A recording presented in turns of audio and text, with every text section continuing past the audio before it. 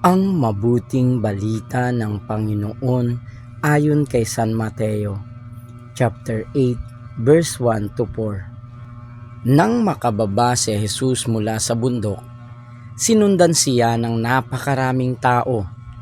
Lumapit sa kanya ang isang ketongin at lumuhod sa harapan niya.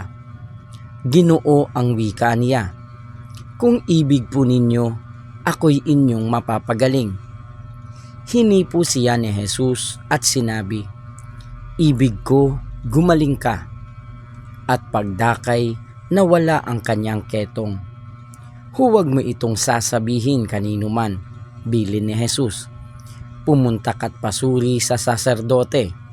Pagkatapos, maghandog ka ng haing iniuutos ni Moises bilang patotoo sa mga tao na magaling ka na." Ang mabuting balita ng Panginoon. Pinupuri ka namin, Panginoong Hesukristo.